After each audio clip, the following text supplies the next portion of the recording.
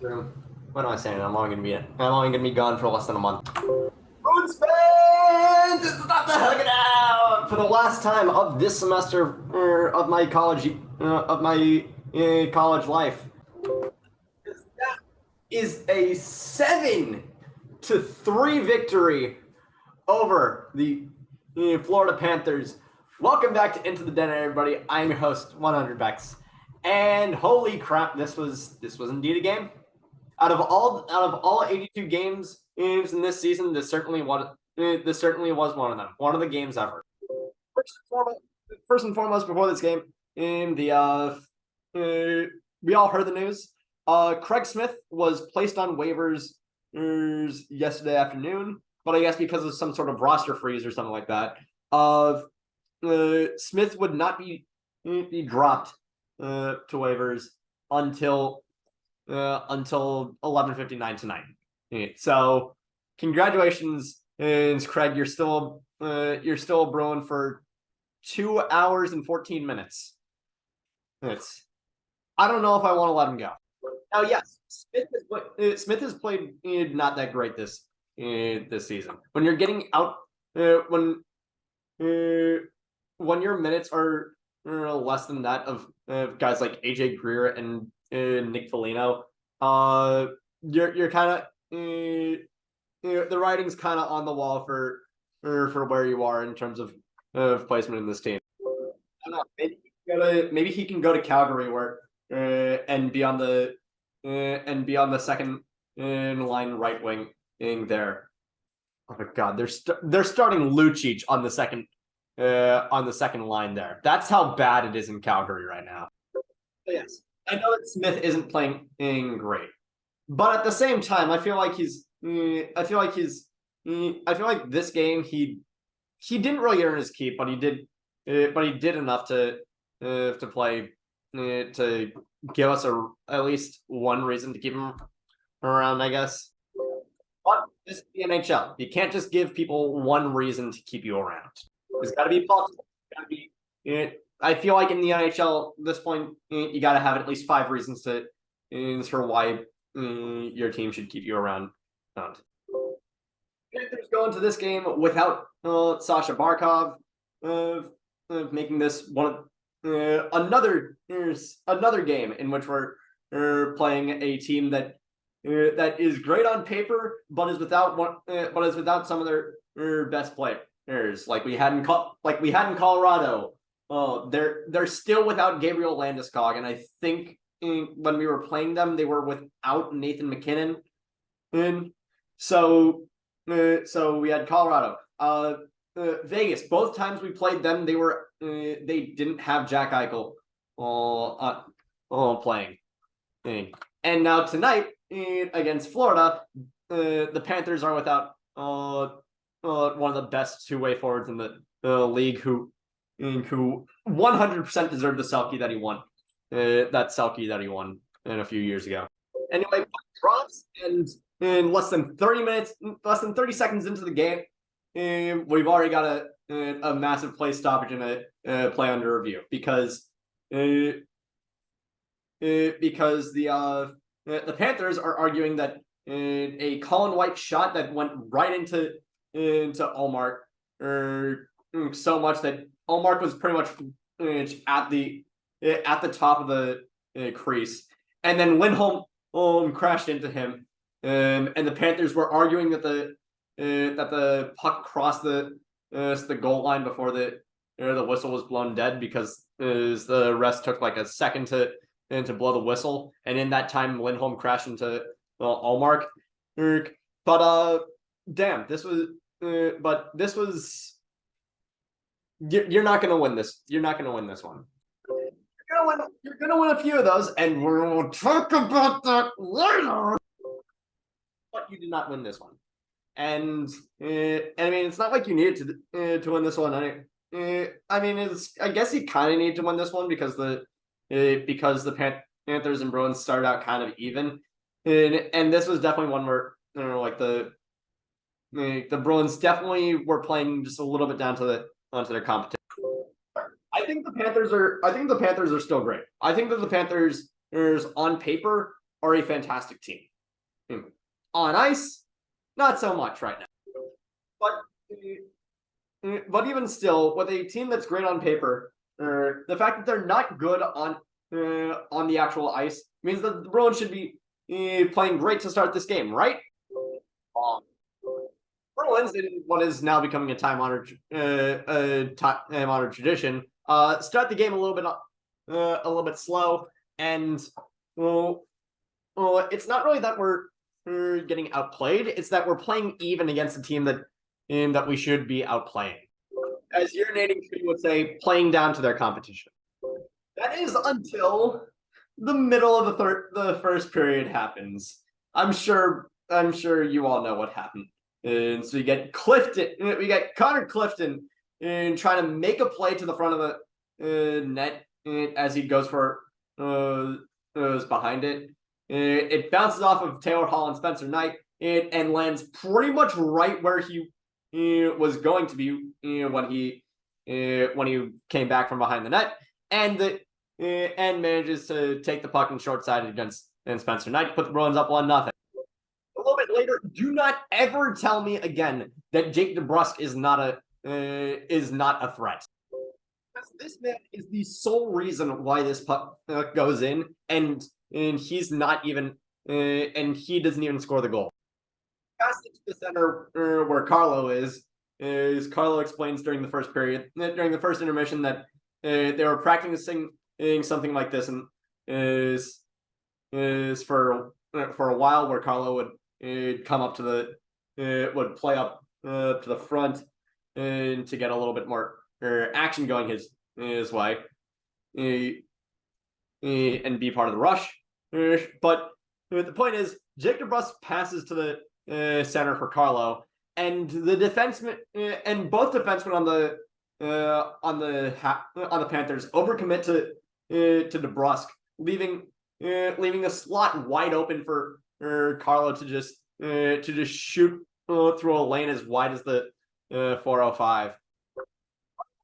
His first goal of the year, by the way. I honestly did not know that this was the first goal he had all season. I thought that he had at least one around game 17 or something like that. But yes, first goal of the season for Carlo to put the Bruins up 2-0. And then somehow Carlo becomes the threat that requires overcommitting to. Ryan Lomberg ends up completely overcommitting to Brandon Carlo, leaving Charlie Coyle wide open on the right faceoff dot.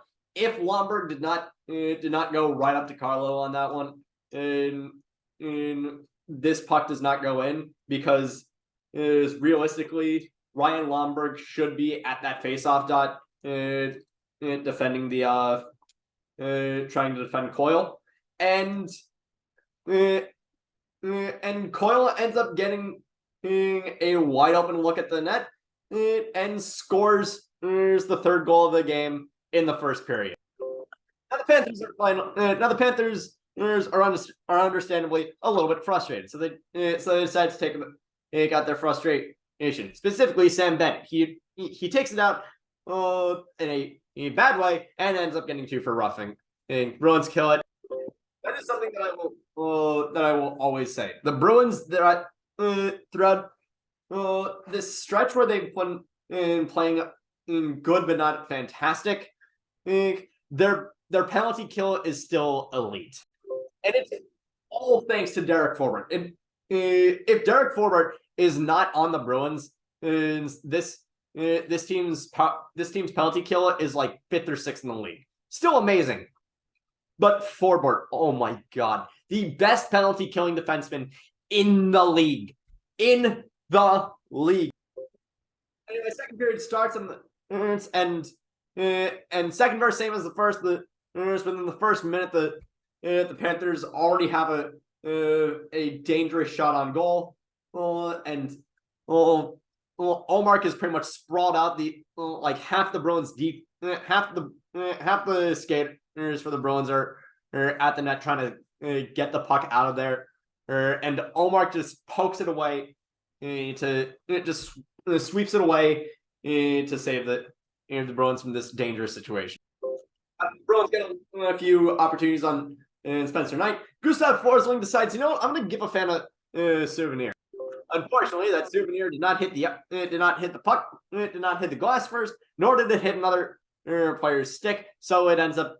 So Gustav Forsling, I hope the 2 minutes in the penalty box were worth it for the for giving someone a souvenir, or actually, I'd say around the 25 seconds in the penalty box, because the Bruins, well, the Bruins do Bruins things. Bergeron shoots it from the Marchand and waits for Bergeron to get into position. And Bergeron shoots it from the slot. It bounces off Spencer Knight into passes off fist, but it's like right at the door, right at the edge of the faceoff circles. So Pasta has to get up out of his chair. Get up out of his office chair and run over and just bat that shit into the. I feel like I'm taking the Pasta's office metaphor a little bit too. I feel like I'm trying way too hard to make jokes about the Pasta's office, but who cares? Who cares? Is Pasternak works for this puck and fires it to put the Bruins up 4-0 and to extend his point streak to 9 games, during which he has had 7 goals and 11 assists. Fantastic. Not 11 assists. 7 goals and 4 assists for 11 points. There we go. The Bruins are up 4-0 with like 45 minutes to go in the game. What do? They do what you should never. Actually, no. About 35. With about 36 minutes left in the game. What do? What you should never do when you're in a car: fall asleep at the wheel. It's shown on the first goal where Derek Forward is supposed to be on Sam Reinhart like white on rice. Reinhart takes the puck that's right in front of him, wheels right past his foreboard and reaches around Omar to pot an easy goal to at least get the Panthers on the board. All right, it's just one goal. It can't be that work. It can't get that much worse. So you're telling me that Eric Stahl managed to score pretty much in the same way that Coyle scored, except this time Omar got the most of it and it just bounced off, I guess, his ribcage. All right, it's 4-2. It's 4-2. Oh, this has happened before. We can just stop him here. No way that they're gonna score another one, right? Son of a. Okay.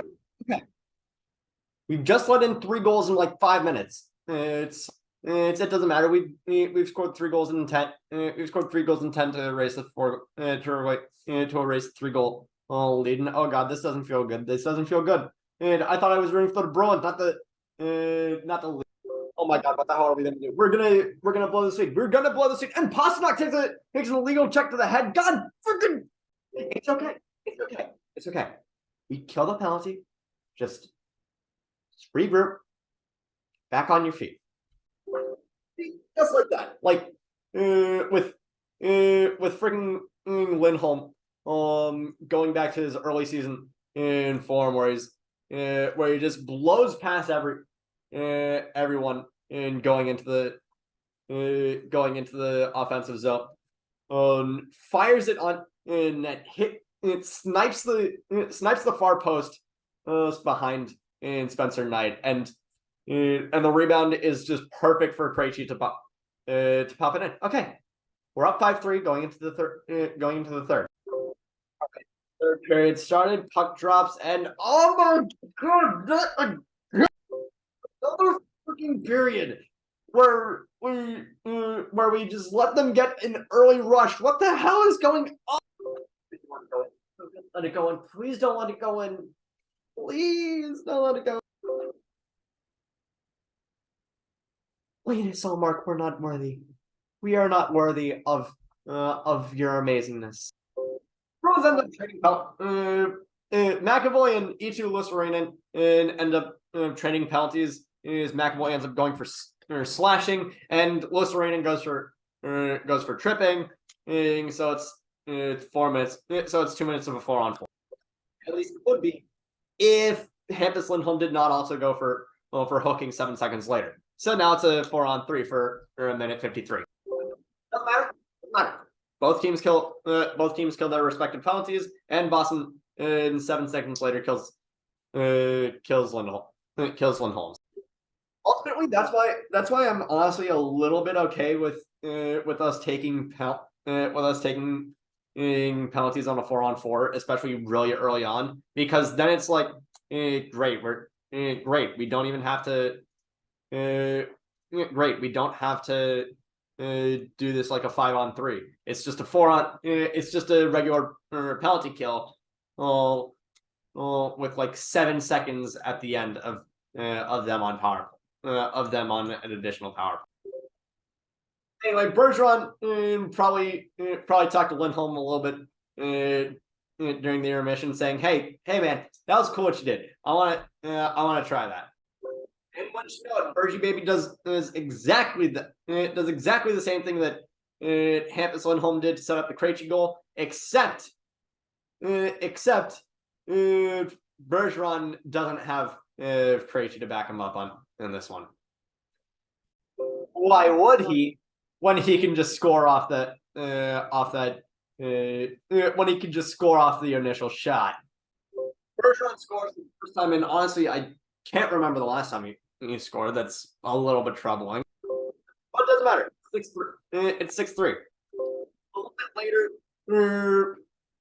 Braden Montour goes for slashing, and after about a minute and a half on the power play, Hampus Lindholm from the blue line shoots dead on net. It gets blocked by I think it might have been Aaron Ekblad. I forget who it was who blocked the shot.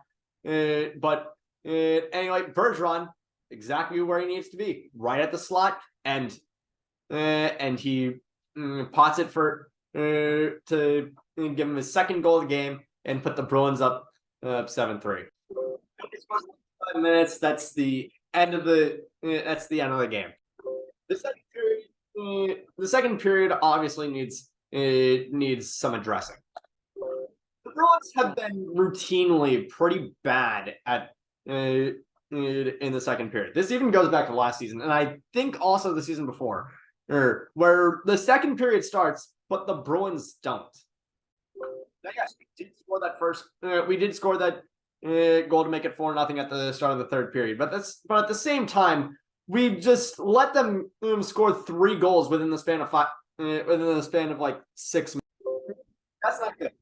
That's not good, and it's not indicative of a team that's prepared for a tough opponent.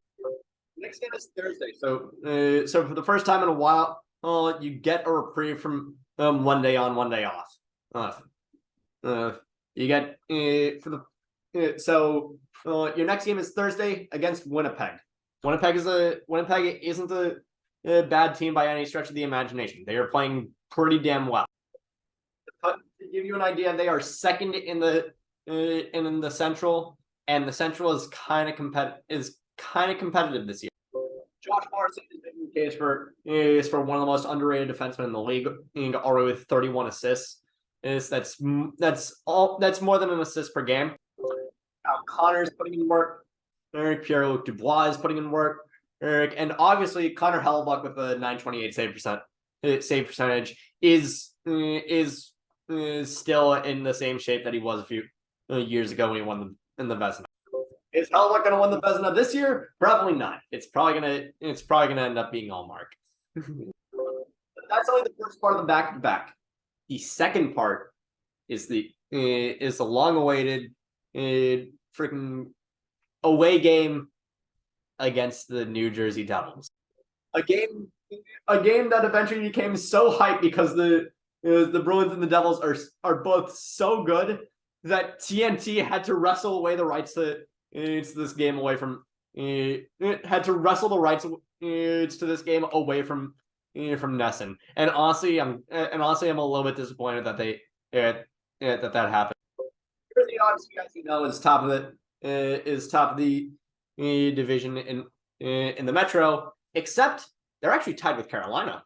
It's 44 points. The only Achilles heel that they have is goaltending with their number one Vitek Vanacek only having a 912 save percentage, which used to be really good, and it still is a really good goaltending effort, save percentage. But at the same time, recently in recent years, a 912 has become sort of like the baseline. That's sort of just where you want to be as a goaltender, to be like a quality number one. Anyway, yeah, you got two really important games coming up on a back to back. Don't mess it up. And that's going to be it for the rest of for this video. Well, thank you all so much for watching. There's the like button if you liked it. There's the rest of my channel for you to subscribe to if you really liked it. There's my most recent video if you want to watch it. And down there is my Twitch.tv and the donation link to Tampa Bay Thrives to help kids who are struggling, to help kids in the Tampa Bay area who are struggling with body image issues and with mental health issues. It's Christmas. Share a little love. Also, Lag Hanukkah Sameach to all my Jewish viewers, including me. I'm Jewish. Anyway, I will see you guys on Thursday. Take care. Have a good night.